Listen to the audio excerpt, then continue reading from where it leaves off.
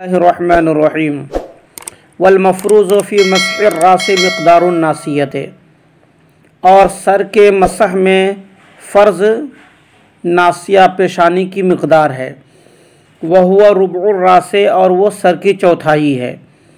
Lima रवल मुग़ीरतु इब्नु शुअबा, Lima उस वजह से जो मुग़ीरा इब्न शुअबा ने रिवायत की है। अन्नन नबिय अता सुबाता कौमिन, के नबी पाक सल्लल्लाहु ताला अलैहि वसल्लम एक कौम के कूड़ा फेंकने की जगह तशरीफ़ लाए या कूड़ा के पास तशरीफ़ लाए। फ़बाला, तो आपने पेशाब फरमाया। व तवज़्ज़ा व मसह अला नासियतिही, और वज़ू किया और अपनी पेशानी पर मसा फरमाया और अपने दोनों खूफ पर मसा फरमाया। मसह का माना लुग़त में क्या होता है ये मैं पहले बता चुका हूँ। मसह का माना लुग़त में होता है तर हाथ को पहुँचाना। तर हाथ को उज़्व पर फेरने का नाम मसह है। अब हाथ की ये तरी या तो किसी उज़्व मग़सूल को धोने के बाद उसमें बाकी रही हो, या फिर नया पानी लेकर तरी हासिल की हो, दोनों को शामिल है। मसह का माना लुग़त में तर हाथ के फेरने और उज़्व पर पहुँचाने को कहते हैं।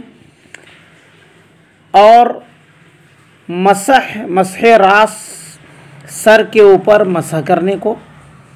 मसह रास वज़ू के फ़राइज़ में से एक फ़र्ज़ है। जिस तरीके से चेहरे का धुलना, दोनों हाथ को कहनियों समेत धोना फ़र्ज़ है, उसी तरीके से सर का मसह करना भी फ़र्ज़ है। और दोनों पाँव को टखने समेत धोना भी फ़र्ज़ है।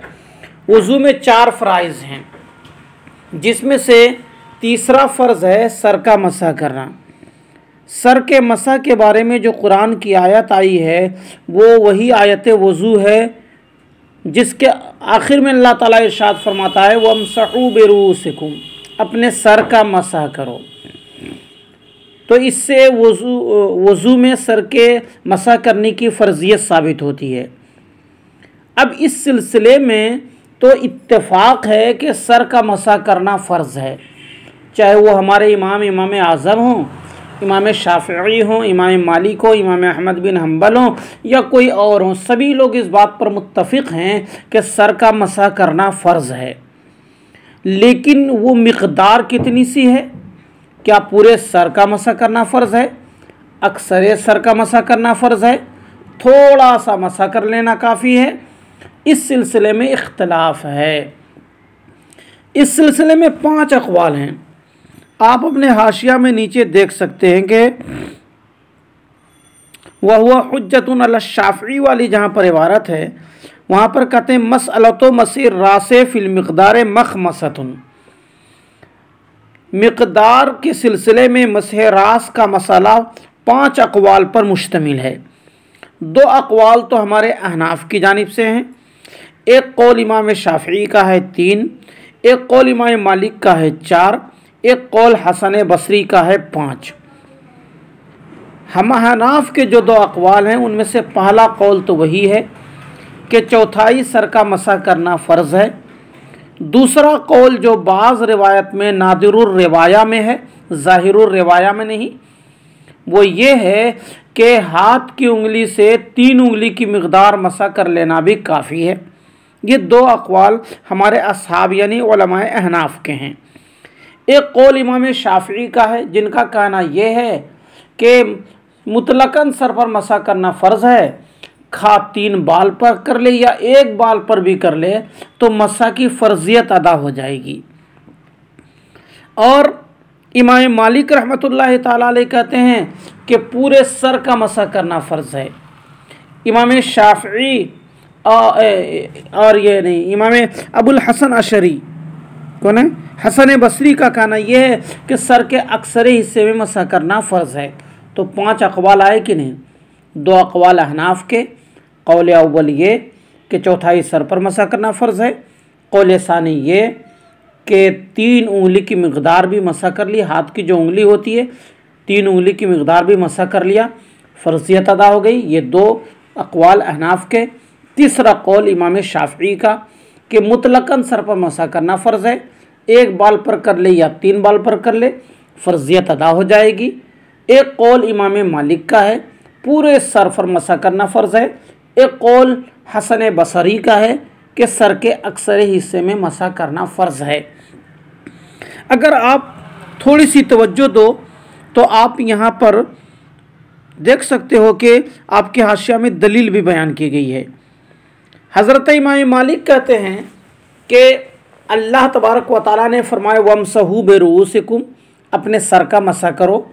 यहाँ बेरूसिकुम में जो बा है ये ज़ायद है, माना में इसका कोई दखल नहीं है, तो इसका मतलब हुआ कि वमसहू रूसकुम, अपने सर का मसा करो। और सर जो है पूरे सर पर सर का इतलाक़ होता है, या ये कह लीजिए कि मुतलक जब बोला जाता है तो उसका फ़र्द कामिल मुराद होता है, और सर का फ़र्द कामिल ही पूरा सर है, लिहाजा पूरे सर पर मसा करना फ़र्ज़ है, इमाम मालिक कहते हैं। ये दलील हो गई उनकी। और इमाम हसन बसरी क्या कहते हैं, उनकी दलील भी ऐसी मिलती जुलती है, लेकिन वो कहते हैं कि जनाब अल्लाह ताला ने तो पूरे सर का मसा करने का हुक्म दिया, लेकिन लिल अक्सर हुक्मुल कुल, अक्सरियत को कुल का दर्जा हासिल होता है, लिहाजा सर के अक्सरे हिस्से पर भी मसा कर लिया तो पूरे सर पर मसा करना मान लिया जाएगा कि पूरे सर पर मसा हो गया। ये इमाम हसन बसरी की दलील है, समझा ना।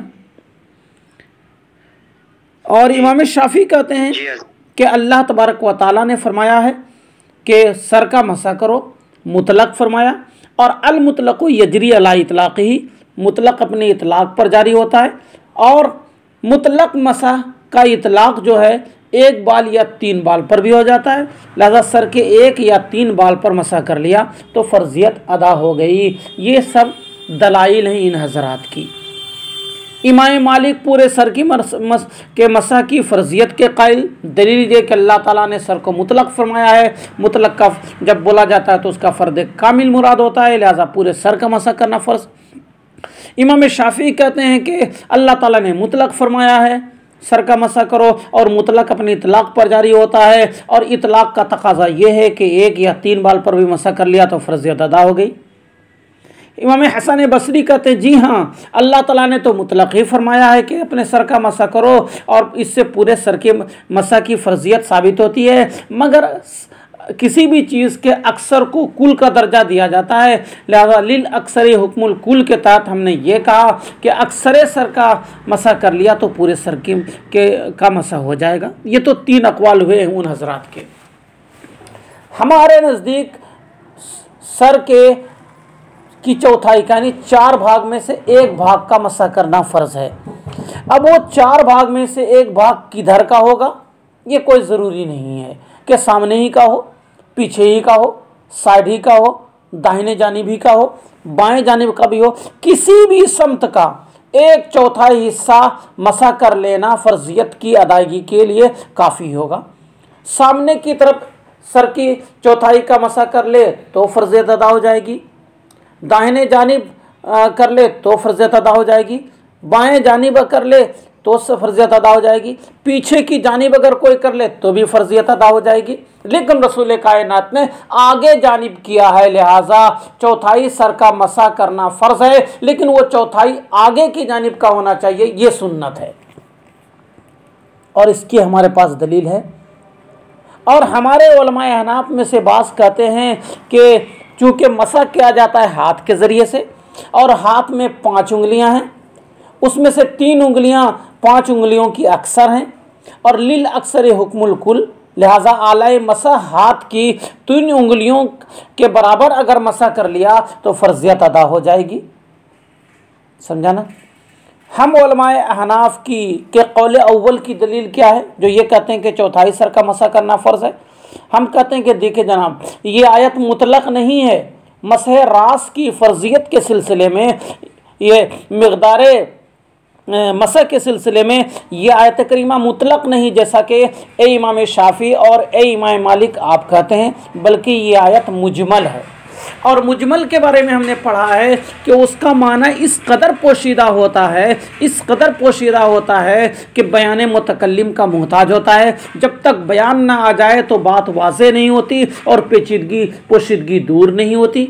ये आयत करीमा वमसहू बिरूसिकुम वाला हिस्सा मसह रास की मिक़दार के सिलसिले में मुतलक नहीं, जैसा कि ए इमाम शाफ़ी और ए इमाम मालिक और ए हसन बसरी आप कहते हैं, बल्कि ये क्या है, मुजमल है। और मुजमल में मुतकल्लिम के बयान की तरफ तवज्जो की जाती है। मुतकल्लिम का बयान आ भी गया और वो ये कि नबी पाक सल्लल्लाहु अलैहि वसल्लम एक कौम के कूड़ा फेंकने की जगह तशरीफ़ ले गए और खड़े होकर पेशाब फरमाया। चूँकि कूड़ा खाने के पास तशरीफ़ ले जाने में, पेशाब करने में कई हिकमतें थीं। एक तो ये तो जहाँ कूड़ा करकट डाला जाता है वो जगह थोड़ी ऊंची हो जाती है टीले की तरह और पर्दा हो जाता है, खड़े होकर पेशाब करने में मुमकिन है ये हिकमत रही हो कि अगर बैठकर पेशाब करेंगे तो छींटे पड़ेंगी, और वो जगह गंदी थी, बैठते तो कपड़ा गंदा हो जाता, इस वजह से खड़े होकर पेशाब किया। या ये कि बाज़ अतिबा फरमाते हैं कि कुछ बीमारियां ऐसी होती हैं कि खड़े होकर पेशाब करना ही उसका इलाज होता है, तो रसूल कायनात ने उसी इलाज की तरफ इशारा फरमाया है। बहरहाल ये अलग बहस है, ये हदीस की बहस है। अभी सरेदस्त ये है कि रसूल कायनात एक कौम के कूड़ा फेंकने की जगह तशरीफ़ लाए, आपने पेशाब किया और जब आपका वज़ू पेशाब करने की वजह से टूट गया, वज़ू का पानी मंगवाया और आपने वज़ू किया, और जब मसह रास की बारी आई तो आपने मिक़दार नासिया पर मसह फरमाया। और मिक़दार नासिया ही का अंदाज़ा किया जाता है चौथाई सर से, इसलिए हम अहनाफ ने कहा कि चौथाई सर का मसा करना फ़र्ज़ है। बात समझ में आई प्यारे? कहते हैं वल मफ़रूज़ फ़ी मसह रास मिक़दार नासियत, और मसह रास में फ़र्ज़ नासिया की मिक़दार है और वो नासिया की मिक़दार चौथाई सर है। ये तो दावा हुआ कि मसह रास में चौथाई सर का मसा करना फ़र्ज़ है, ये दावा है। उसकी दलील क्या है? उसकी दलील ये हदीस पाक है, लीमा, ये लाम तालील के लिए है, उस वजह से जो रिवायत, क्या माँ इसमें मौसूल का है, लाम तालील का है, तो लीमा उस वजह से रवल मुगीरत इब्न शुबा था, उस हदीस की वजह से जिसे शुबा इब्न मुगीरा ने रिवायत की है, अन्ना नबियता सवातता कौमिन, के नबी पाक सल्लल्लाहु अलैहि वसल्लम एक कौम के कूड़ा के पास तशरीफ़ लाए, फबाला, तो आपने पेशाब फरमाया, और एक दूसरी रिवायत में है कि फबाला कायमन, खड़े होकर पेशाब फरमाया। हदीस में इसकी पूरी तौज़ीह आपको बताई जाएगी। व तवज़्ज़ा, फिर पानी मंगाया और वज़ू किया, व मसहा अला नासियतिही, और अपनी पेशानी मुबारक पर मसा किया, व खुफ़ैही, और अपने दोनों खुफ़ पर मसा किया। यही पेशानी पर मसा करने का मतलब यह है कि पेशानी की मिक़दार पर मसा किया, और पेशानी की मिक़दार का अंदाज़ा हमने चौथाई सर से किया है, लिहाजा चौथाई सर पर मसा करना फ़र्ज़ है। वल किताब मुजमलुन, और कुरान की आयत मुजमल है। ए इमाम शाफ़ी और ए इमाम मालिक, आपने जो ये कह दिया कि कुरान की आयत मुतलक है, ये मुतलक नहीं है, बल्कि मसह रास के सिलसिले में, मसह रास की मिक़दार के सिलसिले में ये आयत मुजमल है। कितने सर का मसा करें, इसमें पोशीदगी है, इग़लाक़ है, पता नहीं चल पा रहा है। बयान मुतकल्लिम को की हमको ज़रूरत पड़ी, मुतकल्लिम का बयान आ भी गया कि कौम के कूड़ा खाना के पास जाकर रसूल कायनात ने पेशाब फरमाने के बाद वज़ू फरमाया और मिक़दार नासिया पर मसा फरमाया। बयान आ चुका है, इसलिए हदीस पाक आयत कुरानिया का बयान हो गई और बात वाज़े हो गई कि चौथाई सर का मसा करना फ़र्ज़ है। कहते हैं वल किताब, और किताब सुमरत आयत कुरानिया, वो जो वमसहू बिरूसिकुम है, और आयत कुरान ये मुजमल है। फल तहक़ा बयानन बिही, तो ये आयत कुरान के साथ यानी किताबुल्लाह के साथ बयान बनकर लायक हो गई, यानी मुतकल्लिम के जानिब से बयान आ गया। और हदीस पाक जो आया कि मिक़दार नासिया पर मसा फरमाया, ये बयान होकर आ गया। तो जो मुजमल था उसका बयान भी आ चुका और मुराद उसकी वाज़े हो चुकी, और वो है चौथाई सर। कहते हैं जब आयत करीमा मुजमल है और उसका बयान भी आ चुका, तो अब यह ये दलील हो गई इमाम शाफी के ख़िलाफ़ 3 बाल के साथ अंदाज़ा करने में, और इमाम मालिक के ख़िलाफ़ भी पूरे सर को के मसक को शर्त करार देने के सिलसिले में। मैंने पहले इन दोनों के मज़ाहिब को बयान कर दिया। इमाम शाफी कहते हैं कि 3 बाल का मसा कर लेना काफ़ी है। इमाम शाफी रहमतुल्लाह ताला अलैह फ़र्ज़ की मिक़दार का अंदाज़ा करते हैं 3 बाल के साथ। वो कहते हैं कि कुरान की आयत मुतलक है, मुतलक अपने इतलाक़ पर जारी होता है, लिहाजा 3 बाल पर भी मसा कर लिया तो काफ़ी हो जाएगा और फ़र्ज़ियत अदा हो जाएगी। ये और बात है कि जब सुन्नत के बाब में पहुंचते हैं ना, तो वो 1 मरतबा नहीं 3 मरतबा पूरे सर के मसा करने को वो सुन्नत करार देते हैं। और जब ये हदीस पाक आयत कुरानिया की बयान बनकर आ गई तो फिर इमाम मालिक के ख़िलाफ़ भी पूरे सर के मसा को शर्त करार देने के सिलसिले में उनके इमाम मालिक के ख़िलाफ़ भी दलील हो गई। और वो यानी हदीस का लो या किताब का लो, यानी किताब बयान आने के बाद इमाम मालिक के ख़िलाफ़ हुज्जत हो गई पूरे सर के मसा को शर्त करार देने के सिलसिले में। इमाम मालिक कहते हैं कि अल्लाह ताला ने वमसहू बिरुऊसिकुम फरमाया है, बात जायद है, तो आयत का मतलब ये है कि अपने सरों का मसा करो। सर को मुतलक बयान किया गया है। मुतलक जब बोला जाता है तो उसका फ़र्द कामिल मुराद होता है, और सर का फ़र्द कामिल पूरा सर है, लिहाजा पूरे सर का मसा करना फ़र्ज़ है। वफ़ी बाज़िर रिवायात, और बाज़ रिवायात में क़द्दरहू बाज़ु अस्हाबिना, बाज़ रिवायत में है कि हमारे बाज़ असहाब ने यानी बाज़ उलमाए अहनाफ ने इसका अंदाज़ा हाथ की उंगलियों में से 3 उंगली के साथ किया है। इनकी दलील क्या है? ये नादिरुर रिवाया की रिवायत है। उनकी दलील है लिअन्ना अक्तरो मा हुवल अस्लु फ़ी आलतिल मस्ह, क्योंकि आलाए मस्ह में ये असल है।